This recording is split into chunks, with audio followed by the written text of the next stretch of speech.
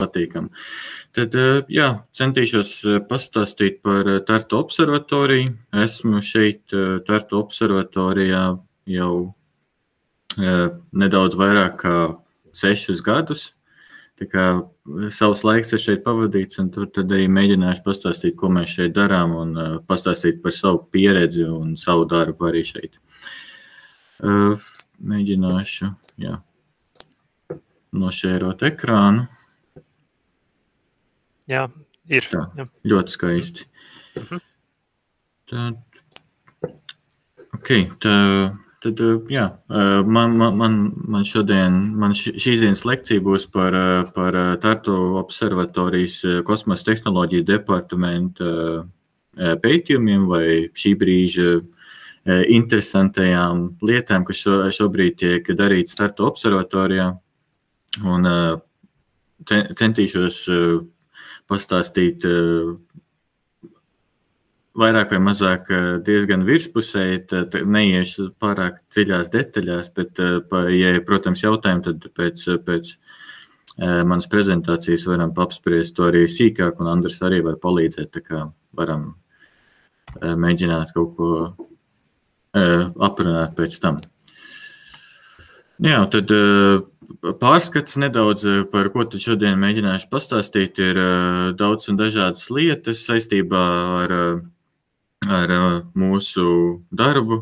No sākuma nedaudz pastāstīšu par elektrisko būru, jeb elektrisko vēja būru, kas, lai gan netiek izstrādāt Tartu observatorijai, bijis diezgan liels tā kā motivācijas avots, lai mūsu komanda būtu spējīga sākt tā kā kosmosa tehnoloģiju izstrādi.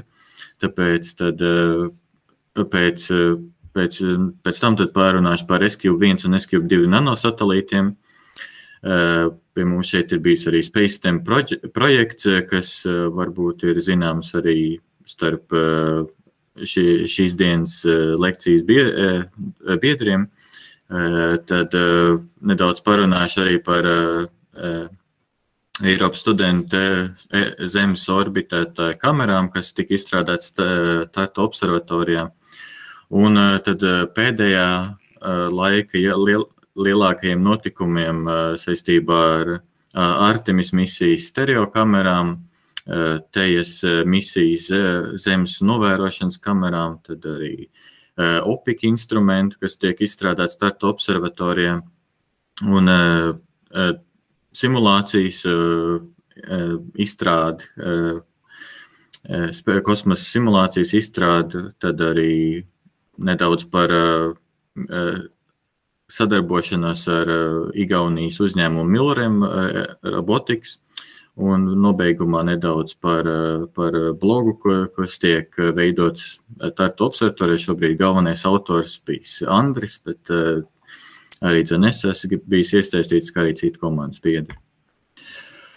Lūk, un tad sākumā tad nedaudz par elektrisko saules vēja būru, kas šis koncepts vai šī tehnoloģija sākotnēji tika izstrādāta vai arī izveidot vai izgudrot Somijas meteoroloģiskajā institūtā, kur pētnieks Pekka Janhonens tad arī ir publicējis salīdzinoši diezgan daudz rakstu saistībā ar šo tehnoloģiju un kā tā teorētiski spētu revolucionēt ceļošanu Saules sistēmā.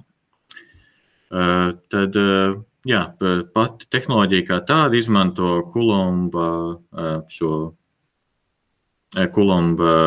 miedarbību ar lādētām saules daļiņām, saules vēja ionizētām daļiņām.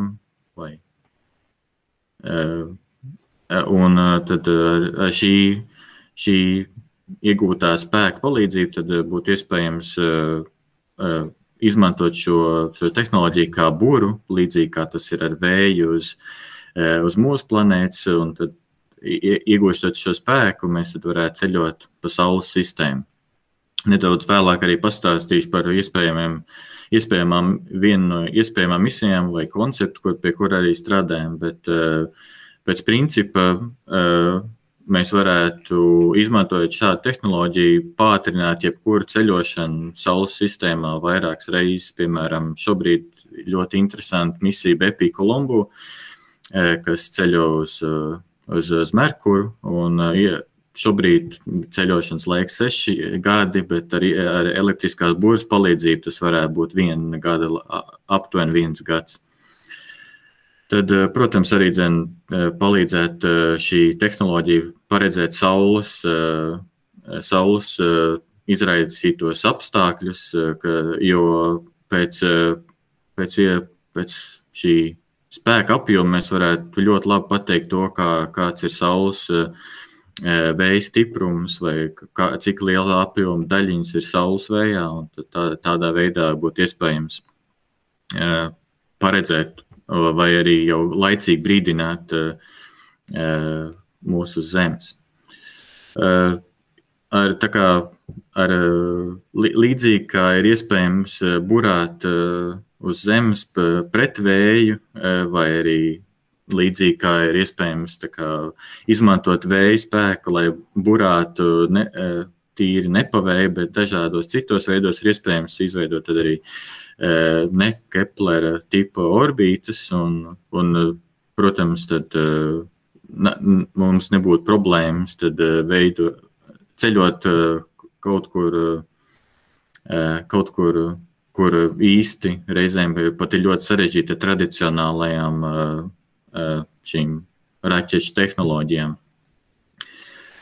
Un arī viens no konceptiem ir šis asteroīdu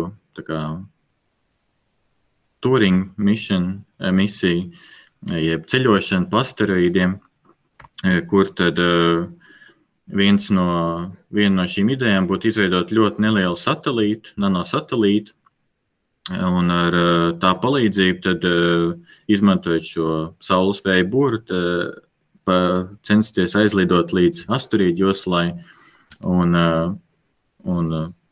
veikt asteroīdu pārlidojumus, savākt informāciju un tad arī saprast, kas notiek asteroīdu joslā. Tad šobrīd varētu redzēt simulāciju, kā šis process notiktu, kad tiek izritināta šī saules vēja bura ar centribētas spēku palīdzību, un tad šie kosmosa kuģi lido cauri asteroīdu joslai, un pēc vairākiem pārlidojumiem tad šie kosmosa kuģi lidot atpakaļ uz Zemi, lai būtu iespējams lejupielādēt savāktu informāciju. Un tad viens no piemēriem, kā tas varētu izskatīties no šī satelīta, veicot pārlidojumu vienam asteroīdam, un tādā veidā savācot informāciju par vairākiem asteroīdiem, būtu iespējams daudz lielākā ātrumā apgūt asteroīdu joslas īpašības, saprast asteroīdus,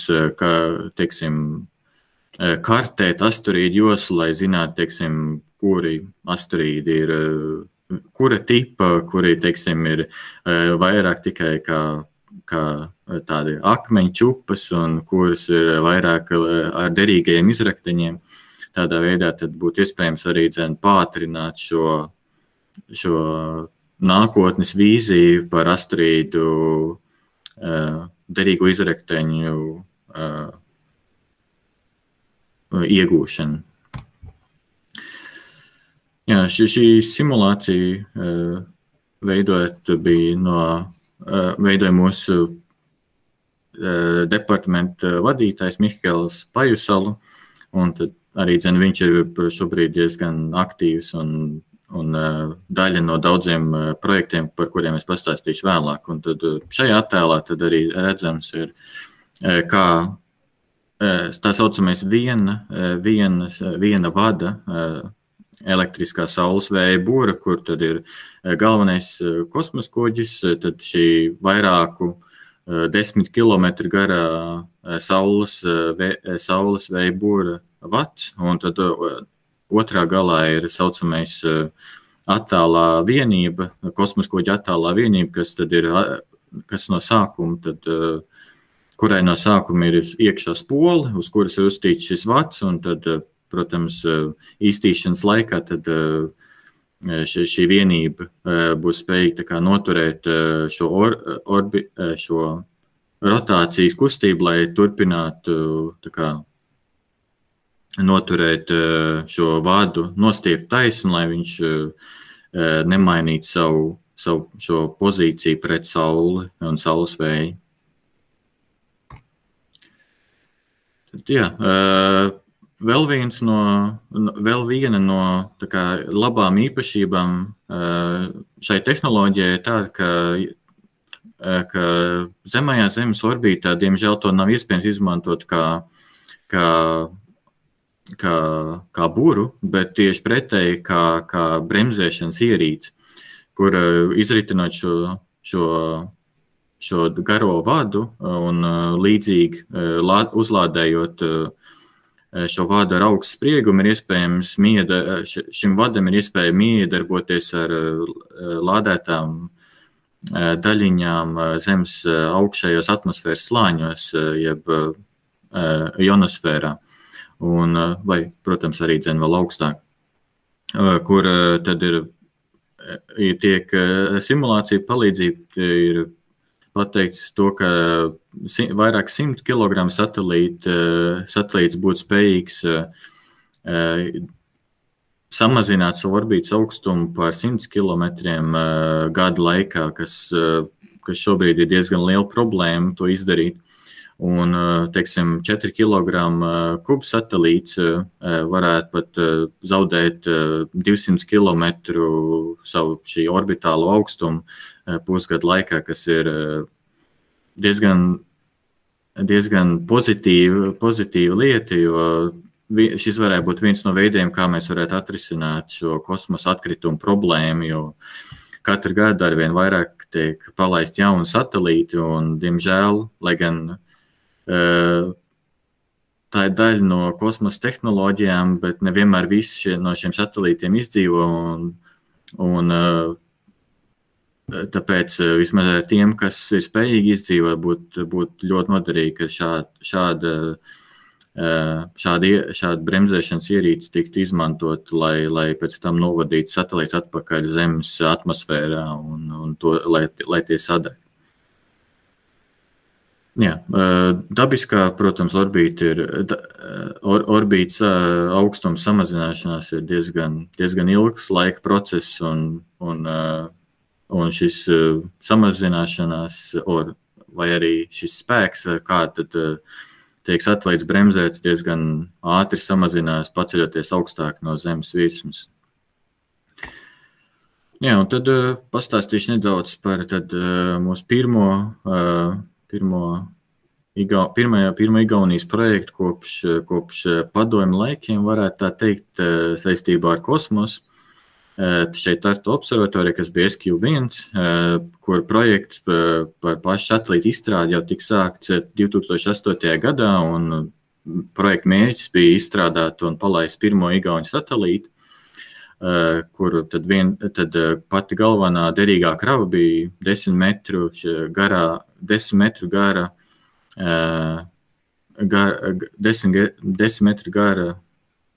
šī saules vēja bura, vai šajā gadījumā šī plazmas bremzes vats, ar kur tad komanda censtos tad attiecīgi mēģināt samazināt vai orbītas augstumu, vai vispār pārbaudīt, vai cik labi šī tehnoloģija strādā Zemes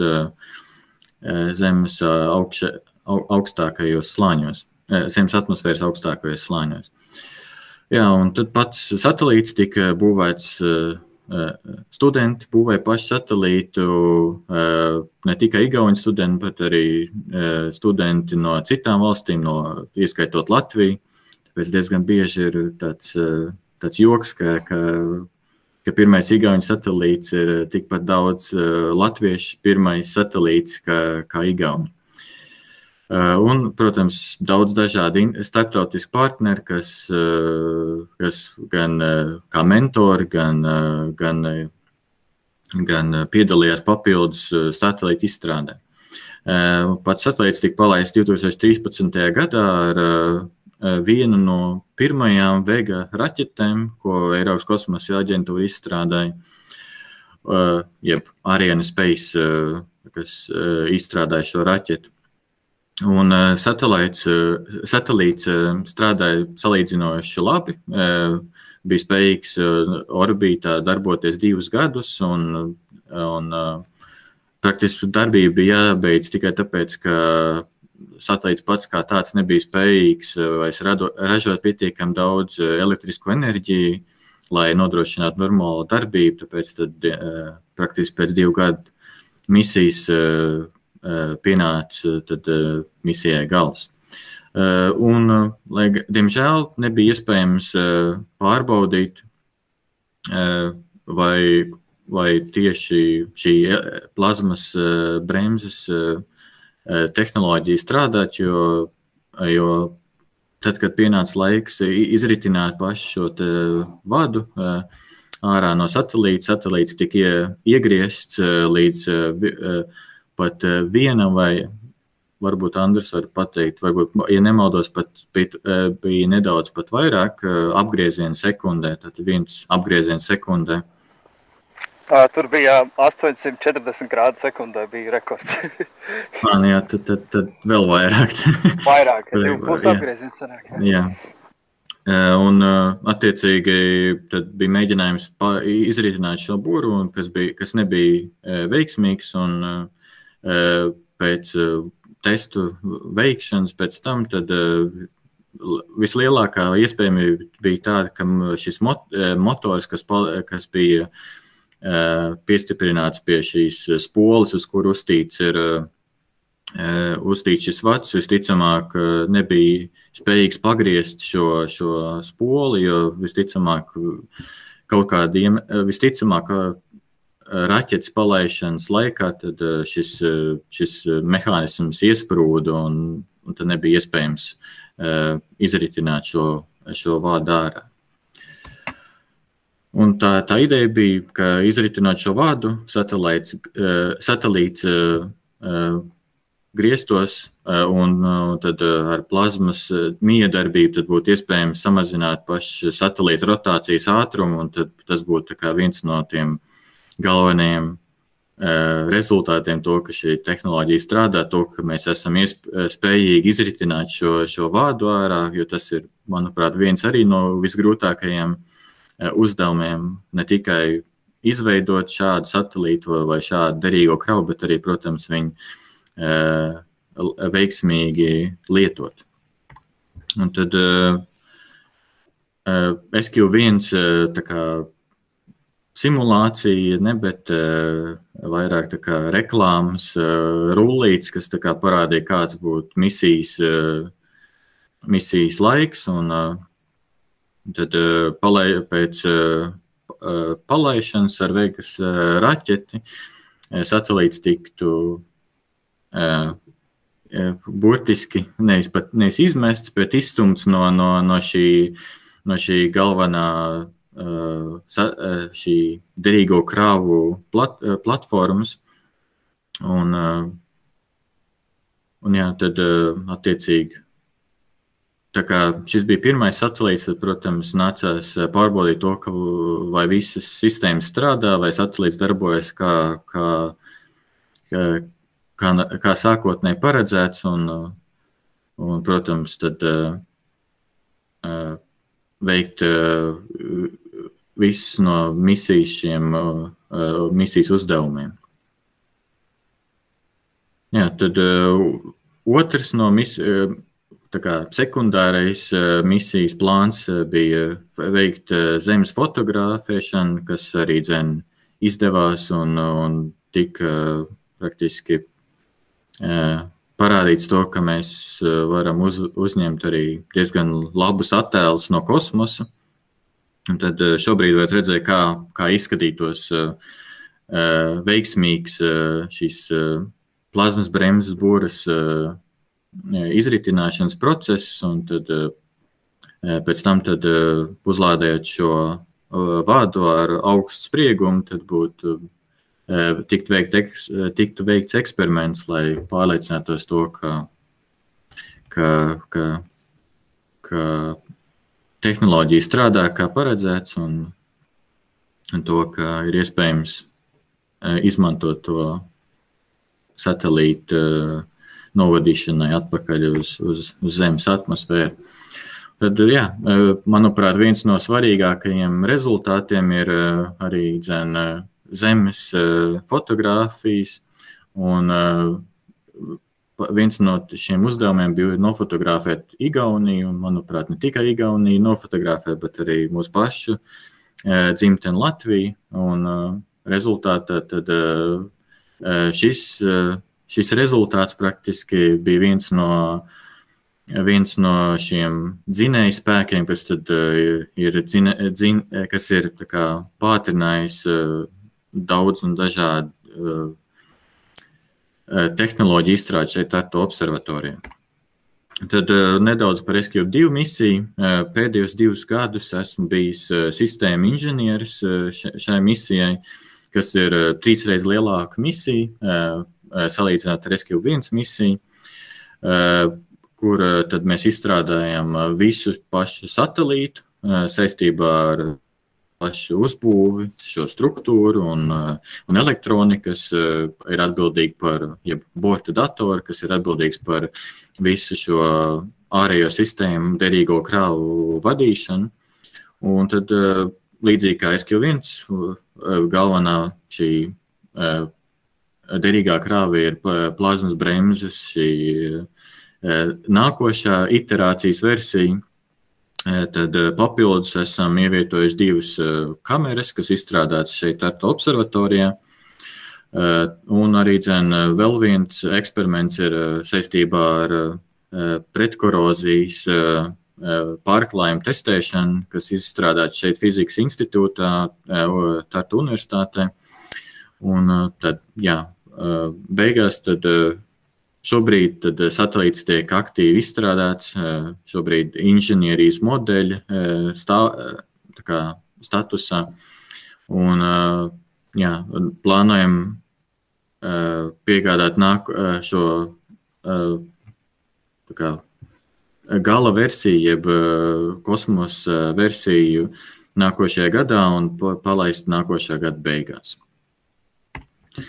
Un tad šī simulācija tiek izveidot jau salīdzinoši ilgu laiku atpakaļ, aptuveni, es teiktu, 5 gadu atpakaļ, kad es pievienojos, kad es sāku savu darbu arī SQ komandā.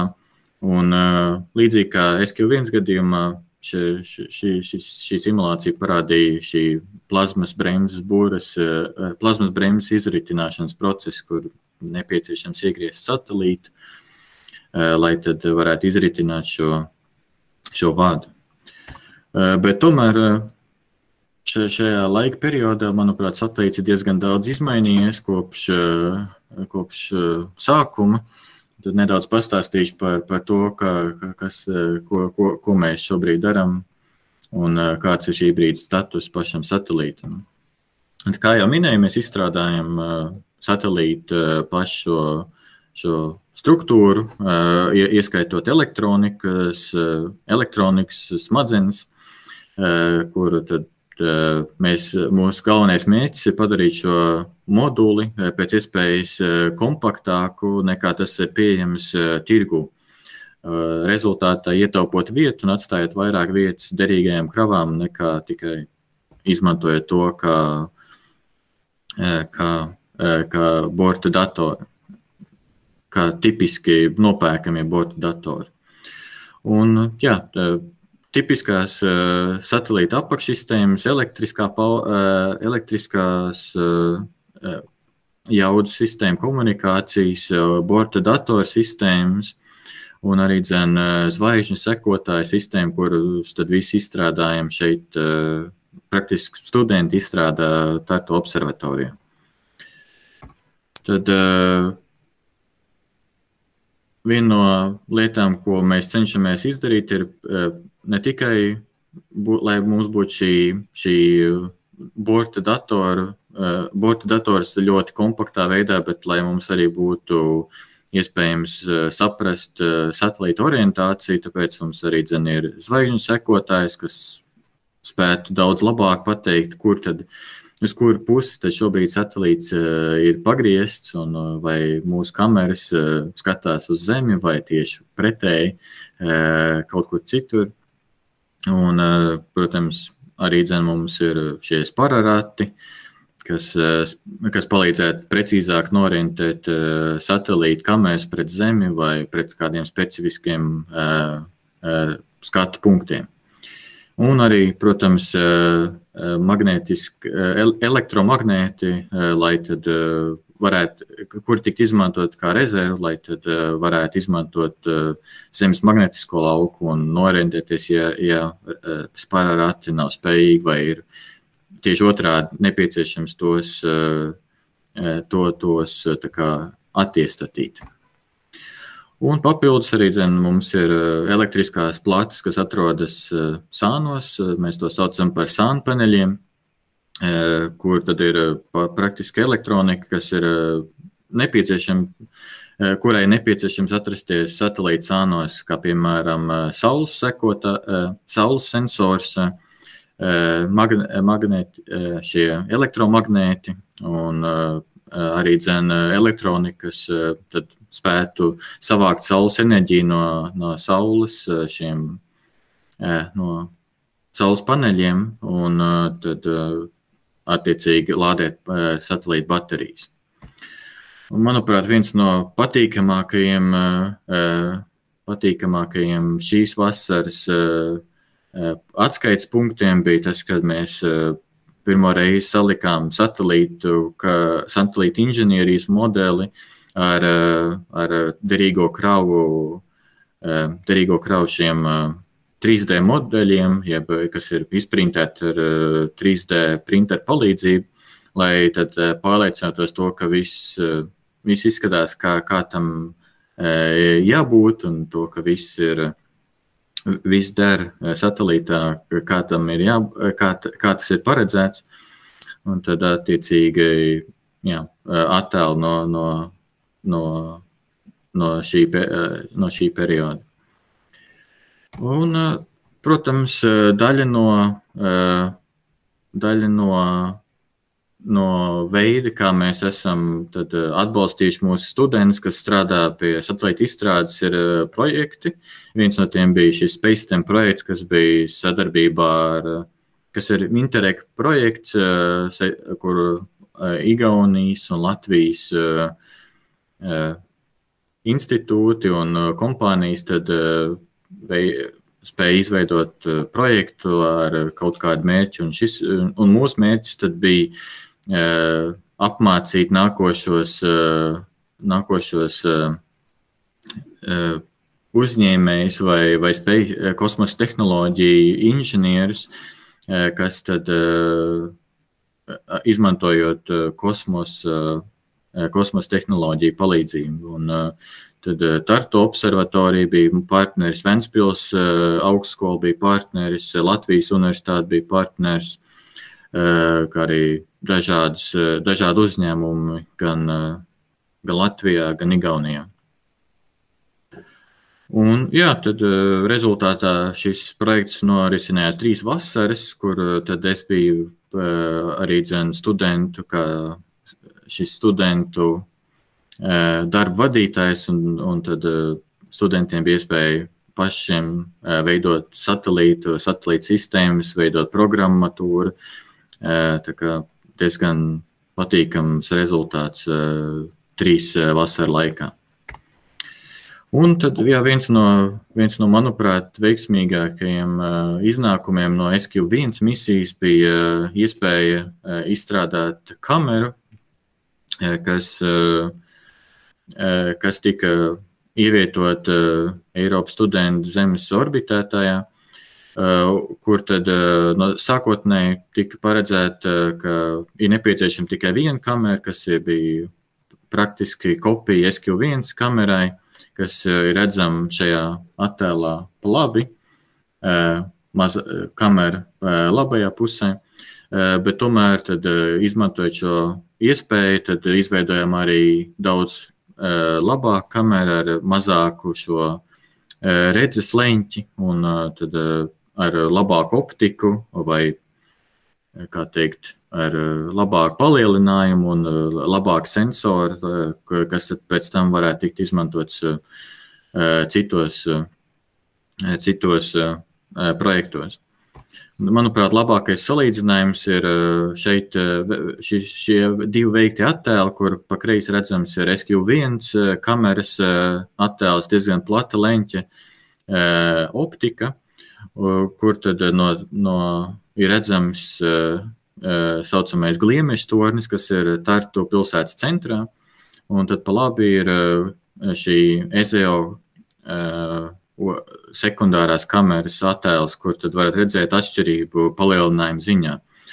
Un izšķirtspējas ziņā tad abi attēli ir diezgan atšķirīgi, kur tad jaunās kameras sensors ir daudz lielāka izšķirtspēja rezultātā kosmos misijas laikā, tad tas tā kā katrs piksels būtu daudz mazāka vienība uz Zemes nekā tas bija SQ1 kameras gadījumā. Un tad no šī kamera izstrādes tad viens no šī gada aktuālajām lietām bija Artemis misijas stereokamera izstrāde, kur izstrādāja Crystal Space kompānija, kas ir spin-off kompānija no SQ1 laikiem. Un tad šīs kameras tika piegādāts amerikāņu Maxar uzņēmumam, kas izstrādā šo robotisko roku, lai savāktu paraugus uz mēnesi virsmas. Un tad pat kamera varat redzēt attēlā, kā izskatās un kā viņi ir mainījusies. Tad vēl viens no aktīviem projektiem ir Teja kamera, Zemes novērošanas kamera, kas tiek izstrādāta pilnīgi no nulles šeit ar observatorijā, ar mērķi to, ka to būtu iespējams ievietot viena kubsatelīta vienībā, jeb viena kubikdecimetra, vienā kubikdecimetrā vai vienā litrā. Un šī kamera tiek plānota palaist nākošajā gadā ar GomSpace satelītu GOM X5. Tad vairāk tā kā uz jau tālākiem mērķiem pirmais igauņu instruments vai dziļā kosmosa instruments tiek veidots komēta pārķērē misijai, ja komēta interceptor misijai, kur tad igauņu šī piedalīšanās ir tieši kameras izveidē, kas tiks novietot uz vienu no mazajiem kosmosa kuģiem. Un, protams, mērķis ir šai komēta pārķērē misijai ir tāds, ka censties atrast vai censties atrodoties jau kosmosā, atrodot papildus objektus, komētas vai asteroīdus, kas lido, nevis asteroīdus, bet tikai komētas, kas lido Zemes virzienā, kas nav līdz šim lidojuši Saules virzienā, tad attiecīgi pirmā reize, kad tad censties izmantojot šo misiju, lidot uz šo jaunatklāto komētu un veikt tās pārlidojumu, lai tad censtos iegūt informāciju par šiem objektiem, kas nekad nav ceļojuši tuvāk Saulei. Un, jā, objekti, interesantāki objekti, protams, komētas un arī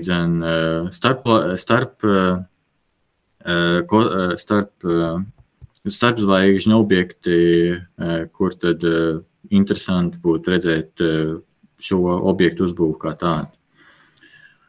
Un tad, kā tas izskatītos, būtu galvenais lielais mātes kuģis un tad divi mazāk kuģi, kur lidot tuvāk komētai, kā pašai komētai, kur tad skaitās kā lielāka riska misija, bet izmantojot mazāku dažādu šos kosmosa kuģis, tad būtu iespējams pētīt komētas daudz sīkāk. Tad, Igauņu šī kamera, optika kamera būtu atrastos uz B2, kas ir viens no mazajiem kuģiem, un šis kameras optika tika pavērsta kā tajā virzienā, kurā satelīts lido, un tad kā simulācija tad parāda, kā tas varētu izskatīties, kad šis kosmosa kuģis lido tuvāk komētai, kur pats kosmosa kuģis ir rotācijas stabilizēts, un tad lidojot tuvāk, protams, vienā brīdī tad arī būtu iespējams veikt attēlus pēc iespējams tuvāk, un tad attiecīgi vienā brīdī, protams, kad pats satelīts palīdot garām, tad arī komēta pazust no redzes lauka, bet būtu iespējams vismaz veikt tuvāk pārlidojumu, nekā tas ir paredzēts no šī galvenā kosmosa kuģa. Un tad, kā šī kamera izskatās, un tad, lai tad sagatavotos šādai misijai, ir nepieciešams tad veikt simulācijas, jeb simulēt to, kā šis objekts varētu izskatīties, kā komēta varētu izskatīties, vai arī citu misiju ziņā, piemēram, kā varētu asteroīdi izskatīties, bet tad Tartu observatorijā tiek izstrādāta šī objekta rekonstrukcija, izmantojot tikai fotogrāfijas, un tad rezultātā veicot tikai foto uzņēmumus, būtu iespējams tad rekonstruēt objektu, tā īpašības un uzzināt daudz vairāk par pašu objektu pēc pārlidojuma kā tādu. Jā, tad iespējamā trajektorija, un tad zinot trajektoriju, būtu iespējams arī tad rekonstruēt pašu šo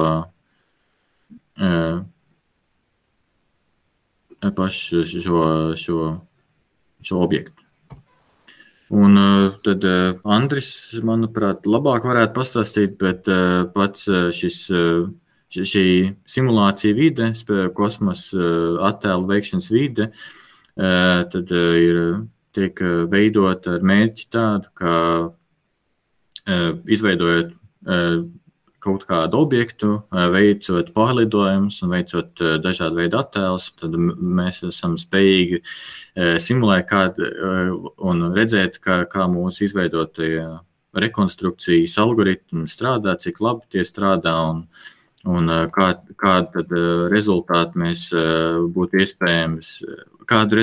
iespējams gaidīt, veicot šos pārlidojumus. Tātad rezultāts, kāds varētu būt, veicot dažādu veidu attēlus. Un, protams, šie visi attēli un visi objekti kā tādi ir izstrādāti uz datoru. Tas nozīmē, ka izmantojot tikai attēlus kā tādus, mums būtu iespējams tad rekonstruēt objektu pēc iespējas tuvāk, kāds tas ir realitāte, izmantojot tikai ierobežot apjomu attēlu. Jā. Es piebildīšu to, ka tur daudz par šito var runāt, un tiešām ir ļoti interesanti. Un mēs publicēsim bloga rakstu pēc nedēļas. Tā kā es nestāstīšu vairāk, vienkārši apmeklējiet Space Travel blogu un izlasiet par to. Jā.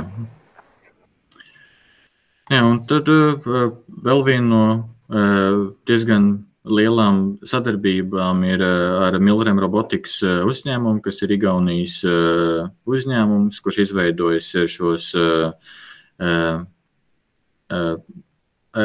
attālu vadāmos robotus, angliski ir Unmanned Ground Vehicle, kur teiksim, šī projekta ietvaros tiek izstrādāts robots, kurš ar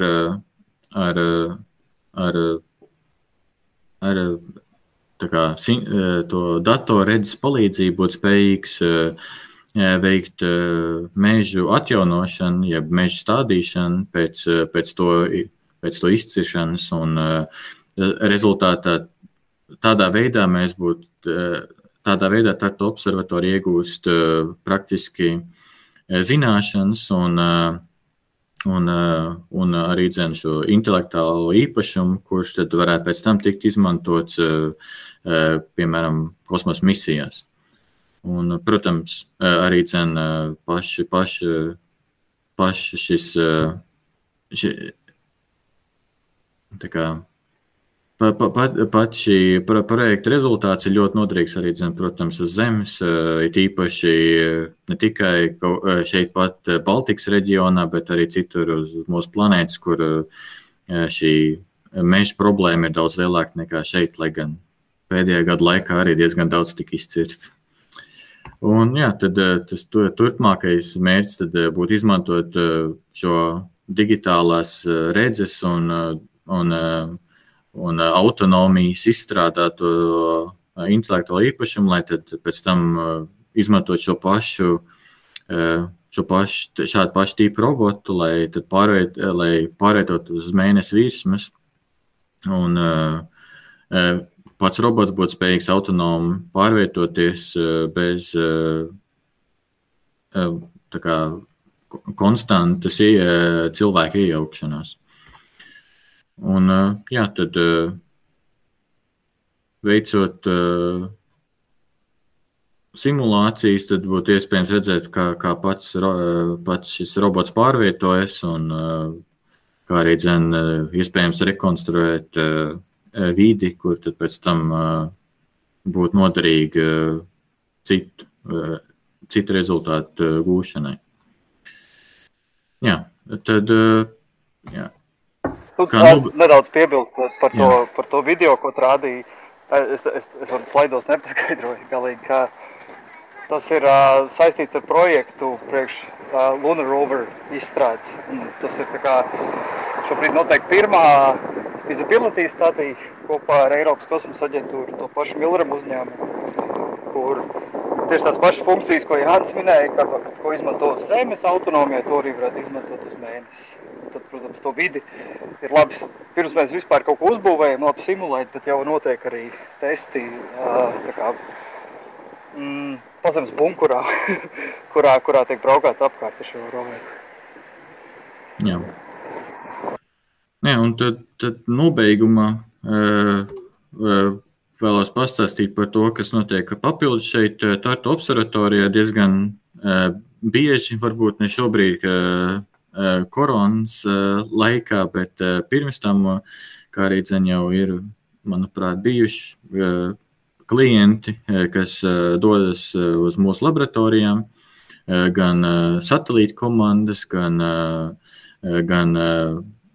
klienti no industrijas, kas vēlas pārbaudīt savus iekārtas. Tad mums ir optiskā laboratorija, tad vides laboratorija, tā saucamā, kur tad mums ir termovakuma kambaris, mums ir parasts termokambaris, tad vibrācija galds, kas simulētu raķešu palaišanas vibrācijas, tad arī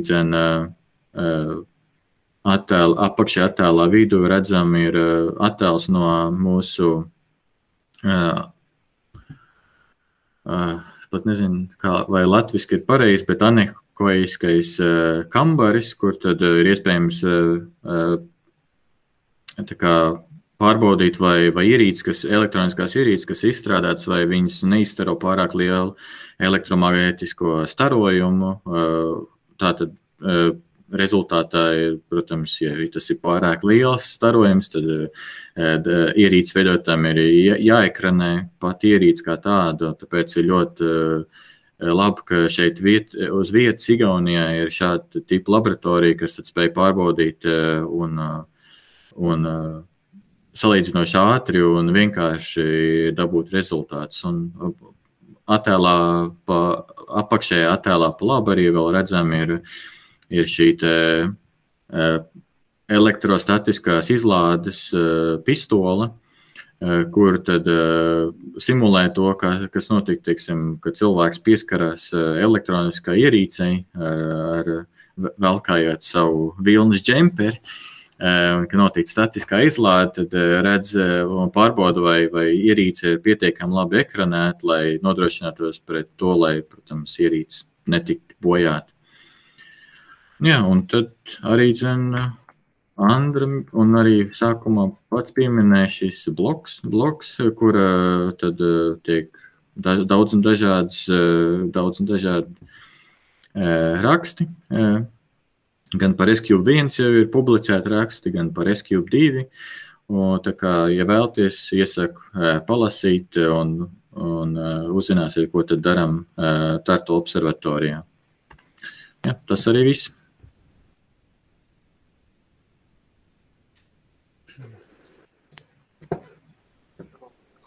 Paldies Jānim. Man liekas iespaidīgi, kas notiek tepat netālu. Tad es ceru, ka būs arī jautājumi. Pagaidām rakstīs, ka čatā neviens nav, bet es domāju, ka kāds no šobrīd 19 dalībniekiem kaut ko arī pavaicās. Es redzu to, ka ir jautājums. Vairāk jautājumu, 3. Ir, jā? Okay, labi. Jā, tad par kāda ir varbūtība, ka tam 40 km vadam trāpīs kāds mikrometeorīts un to pāraus. Varbūtība ir salīdzinoši ļoti neliela, protams, tā eksistē, tā nav nulle. Un tā kā šis vats īstenībā nav viens dzīslas vats, bet vairāk dzīslu kopums, tad rezultātā šī varbūtība to, ka viss vats tiks pārauts, samazinās diezgan daudz. Es precīzi nemācīšu pateikt, cik liela ir šī varbūtība, bet tā kā šis vats ir vairāku dzīslu un katra dzīsla ir salīdzinoši tālu viena no otras, tad pats vats kā tāds tik vienkārši nav iespējams to pāraut. Un viens dzīslas izmērs, jeb diametrs ir daži 10, ja nemaldos, mikrometru. Tāpēc pats vada dzīslas kā tāds ir ļoti neliels, un pat ja mikrometeorīts tam trāpa, tad vēl ir rezervē ir vēl dzīslas, kas tā kā noturēt šo vadu kopumā, jo tās nav tik tuvu vienotrai. Tā kā, jā, ir iespējams pāraut visu vadu, bet šī iespējamība ir salīdzinoši ļoti neliela. Es piebildīšu nedaudz, ka tieši mēs par šo runājam tieši S-Cube 2 gadījumā, un man liekas, mēs runājam par 300 metriem pavadienu vai vada, kā Jānis to sauc. Un tur aprēķins bija, ka, principā, tas notiks misijas laikā. Tā kā mēs pat tādā demonstrācijas misijām nevarējām atļauties vienkārši parastu alumīniju vadu izmantot. Un tā visa tehnoloģija, kā to vadu uztaisīt ar to, šī gada tagad jaunajā variantā viņš izskatās kā tādas trepes ar vairākiem paralēliem elementiem ejot abos virzienos. Un tad, bet jā, tad tas tas būtu daudz vienkāršāk, ja nebūtu tā mikrometeorītu risks. Diemžēl mums to ir jāstrādā, un tas prasa ļoti daudz laika ir prasījis īstenībā. Ja interesēs, es varu uzzīmēt, kā pats tas vats izskatās, bet, jā, tad. Te vienkārši tās trepas, tas ir tā kā plakaniski tie vairāk, vai viņš ir telpiski? Viņš ir divās dimensijās. Divās dimensijās? Jā. Okay. Te tā kā parasts koka trepas vai kā. Tāds akrobāta, tā kā kāpnes uz virvēm. Jā. Tad, lai gan pēc tam arī atbildē, bet tomēr, tad šie vairāk vārdi tad nodrošina to, ka pats trāpot vienam mikrometeorītam, tad nebūtu šī problēma. Jā, un tad, kā SQ2 tiek risināta pirmā satelīta problēma ar vadu iesprūšanu. Pati komanda vai mūsu komanda kā tāda īsti nerisina šo problēmu, jo šī problēma bija saistīta vairāk ar paši derīgās kravas veidotāji, jeb Somu meteoroloģijas institūta darbu, bet šobrīd pati nākošā versija, kas tiek izstrādāta, tiek testēta daudz vairāk, jo SQ1 gadījumā viena no problēmām bija diezgan ātrais izstrādes laiks, ko bija nepieciešams, tā kā, varētu teikt, pārāk maz laika, lai iztestētu visu sistēmu, vai tiešām kārtīgi pārbaudīt šo derīgo kravu, un, diemžēl, rezultātā bija diezgan ātri jāizveido derīgā krava SQ1 laikā, tāpēc, šādas problēmas, diemžēl, netika atrastas laicīgi. Bet šobrīd tad SQ2 gadījumā šī derīgā krava patiesībā tiek izstrādāts divas derīgās kravas, viena, kas būs uz Somu Forsell 1 satelīta, un tad līdzīga, ne tieši tāda pati, bet ļoti līdzīga būs uz SQ2, un tad attiecīgi šis darbs jau tiks sākts jau ļoti sen, vairākas gadus atpakaļ, un tad šobrīd tiek nopietni testēta šī derīgā krava, lai tad nodrošinātos to, ka nav šādas problēmas, to, ka visas daļas strādā to, kā tām būtu jāstrādā, un arī pēc vibrāciju testiem tad tiek vairākas reizes pārbaudīts to, ka viss ir kārtībā un nav īsti problēmas. It īpaši, SQ1 gadījumā paši derīgo kravu bija problēma tāda, ka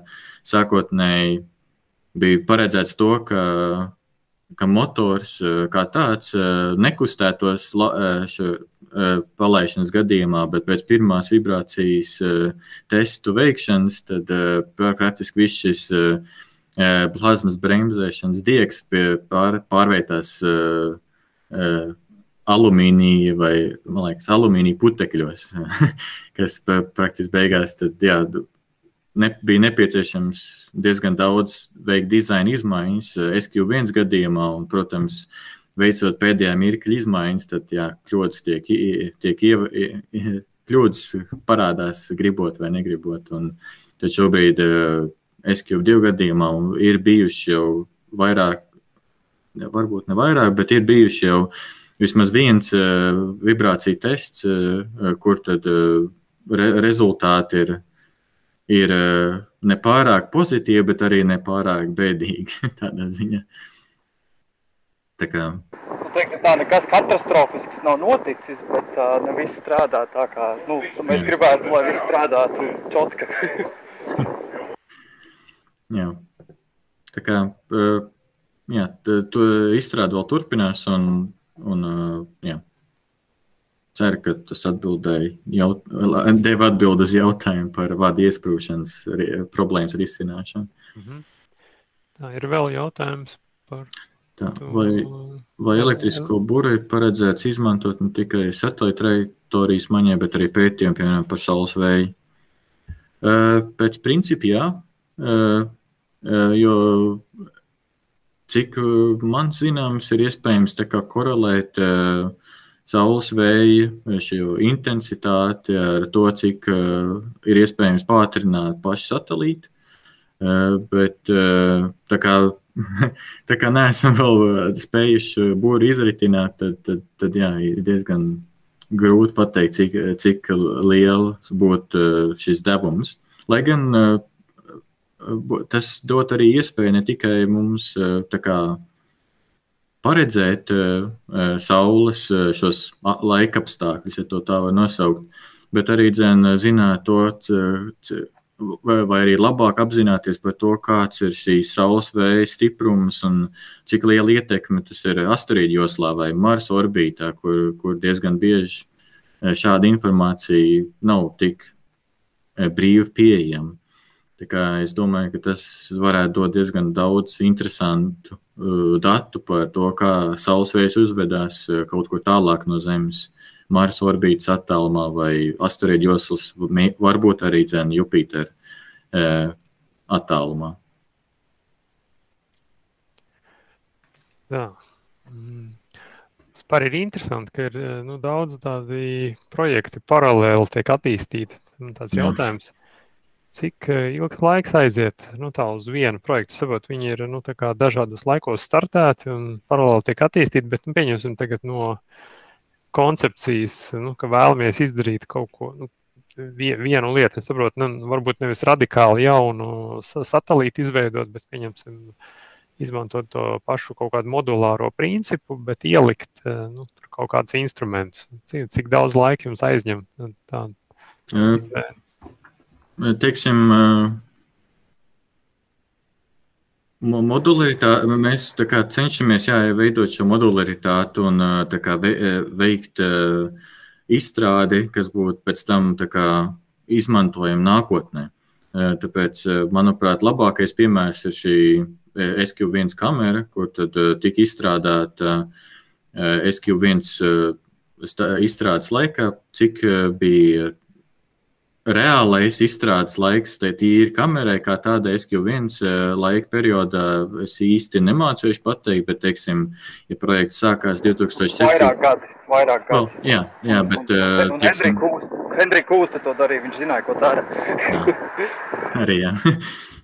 Bet, jā, teiksim, vairāk gadu garumā izstrādāja SQ1 kameru, un tad pēc tam šīs modifikācijas, kas tika veiktas Eiropas studentu Zemes orbitētājiem, salīdzinoši tika izstrādāts salīdzinoši ātri. Protams, bija jāpievieno klāt misijas specifisks komunikācijas elektronikas, kas tad sazinātos ar pašu satelītu, kas, teiksim, SQ1 gadījumā bija cits variants, tāpēc elektronikas ziņā kaut kas mainījās, bet tīri pat kamera, kas tā kā man tik pārmantot, izstrāde bija salīdzinoši ātra, teiksim, ja nemaldos, tas bija gads, varbūt 2, lai veikt šīs izmaiņas, bet jā, lielākais izaicinājums bija tieši izveidot šo jauno kameru, kur tad, kā jau redzat, esam izmantojuši arī citās misijās. Izmantojam šobrīd, tā kā ieskaitot SQ2 misiju, šī EZEO otrā kamera, tad ir šīs 2 duplikāti šīm kamerām atrodas tad uz SQ2 satelīti, kur praktiski tika izmainītas nedaudz elektronikas daļa, lai varētu sazināties ar mūsu tā kā pieņemto komunikāciju protokolu, kur mēs tā kā izlēmām.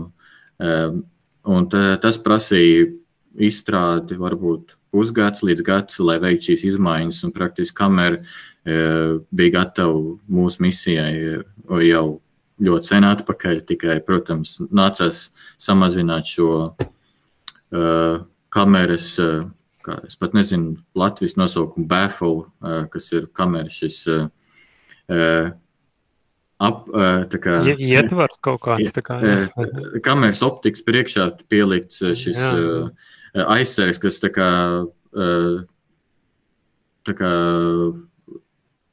ļauj tā kā, es pat nemāku pateikt. Aiztur liekos gaismas stars. Jā, aiztur liekos gaismas stars, kas nāk no no saules, teiksim, no sāniem, tad lai nenāktu... Kur ir blende, jā. Jā, nezinu, tādu. Blende ir īstais vārds, jā. Jā. Okay. Jā. Bet es par tiem projektiem varu piebilst nedaudz, kad Comet Interceptor projektā mēs ar Mikelu sākām sapņot par starpplanētu misiju instrumentu izstrādi 2015. gadā, man liekas. 2019. gadā mums ļoti paveicās, ka mēs bijām Comet Interceptor misijā un to misiju apstiprināja. Tagad optika instrumentam ir inženierijas modelis gatavs, bet pašu misiju palaidīs pēc cik 10 gadiem. Tā kā tas ir garš process, un dažkārt tā izstrāde. Gadi, jā, tad sanāks.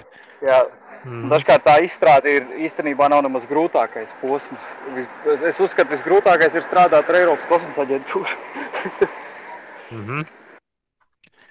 Tā. Jā.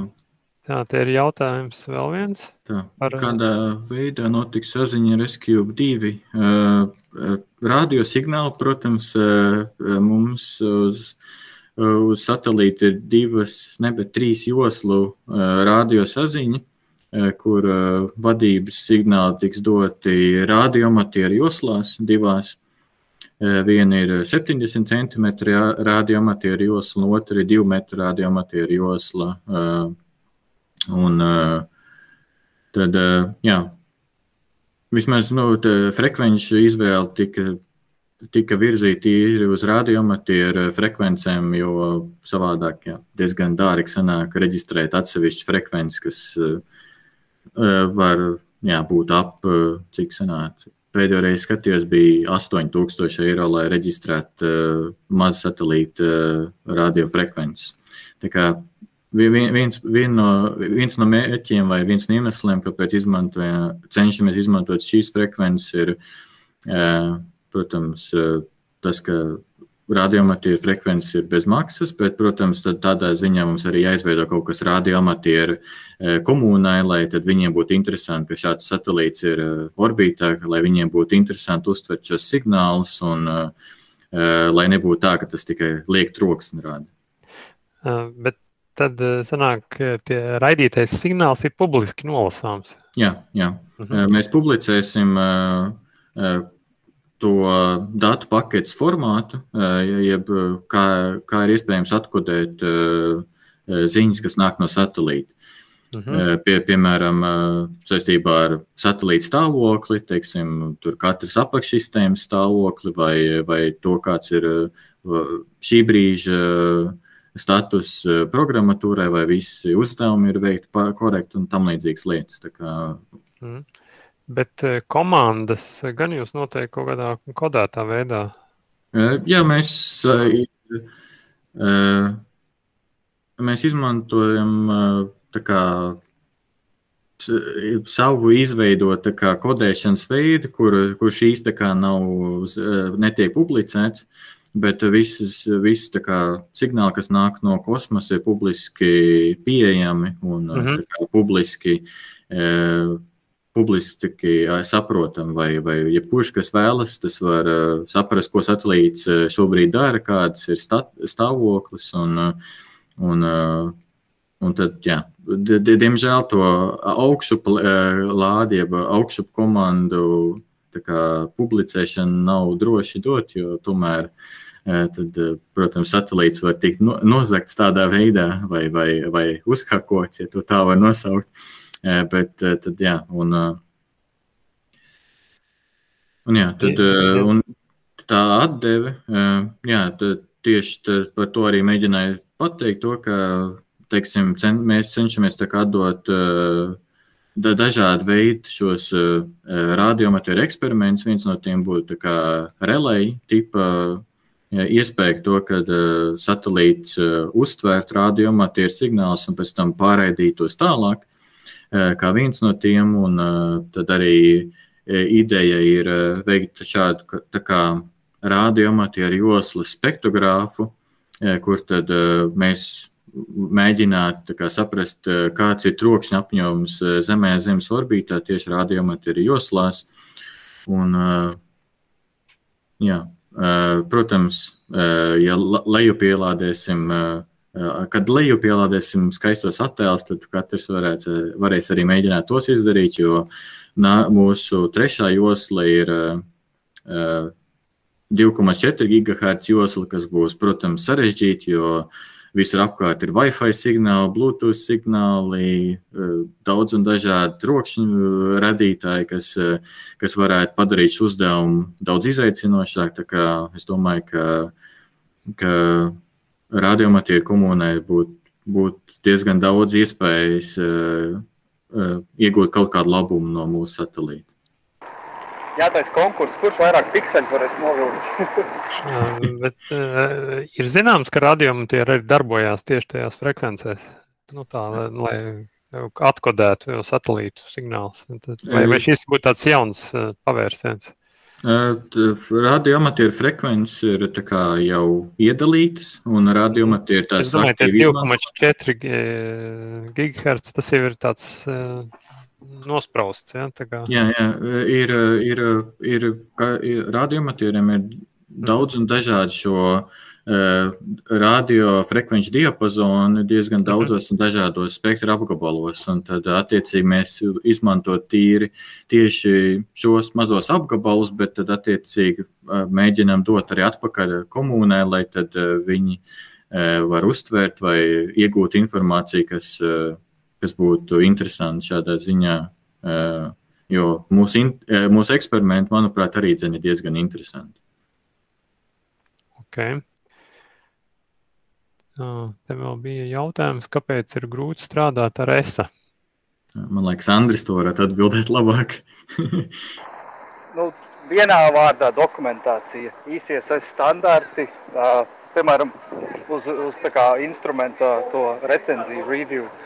Mums ir jāiesniedz aptuveni 30 dokumenti, un mūsu dokumentācijas komanda ir lielāka nekā mūsu izstrādes komanda. Es domāju, tas diezgan daudz ko pasaka, ko nozīmē strādāt ar Eiropas kosmosa aģentūru. Tas liela birokrātija.